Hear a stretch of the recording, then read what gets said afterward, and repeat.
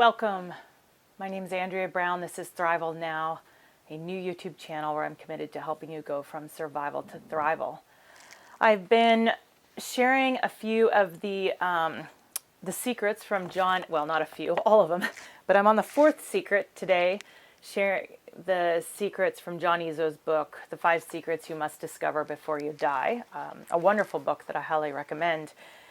And I've detailed a little bit more about how this book came about, and but to share briefly, there were about 15,000 people that gave recommendations of people that had lived their life well, that were elders and had wisdom to impart and had seemed to embody just a joyful and a life well lived. And of those 15,000 people, 1,000 people were nominated, or of the people that were asked to nominate, 1,000 people were nominated, and of those people, 235, I believe, were interviewed.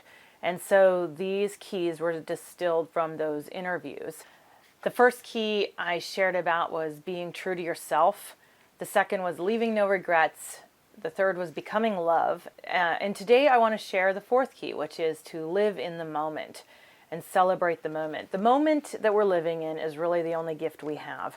And it became really clear as John Izzo wrote this book and distilled these interviews that one of the things that embodied the lives of these people that had lived well, which were all from the age of like 59 to 105 years old, they lived in such a way that they milked life for all that it was worth. They were able to glean everything they could in each moment that they lived and had learned to do that well. They weren't focused on the past and they weren't living in the future in dreamland, but they were living in the present as well as they could. It was really clear that each of these people recognized that every day was a gift, whether that was watching the sunrise or watching the sunset, sitting with the people that they loved and being with them as present as they could be was something that they constantly did. And one of the ways that it became clear that they did this was that each of these people had learned how to train their mind to live in the moment as much as they can. And there's a lot of research. I think John Izzo references it, but I've heard it in many other contexts. But we are constantly talking to ourselves in our mind. And generally there's something like, it's been calculated that we probably have 40 to 60,000 thoughts, that we have 40 to 60,000 thoughts per day. And so learning to regulate your thoughts, learning to control them, to be aware of the thoughts you're thinking is one of the first keys to learning to live in the moment, because you have to become aware of it in order to harness that thinking and to begin to remind yourself on a constant basis to be present, to live fully, to embrace this moment, because that's all that you might ever have. And I love how, John Izzo writes about in this book that we have the power to train our mind. Many people have no idea that that's something that you can do. Maybe you don't know that, but you have the ability to train your mind to harness the power of the thoughts that you think on a daily basis.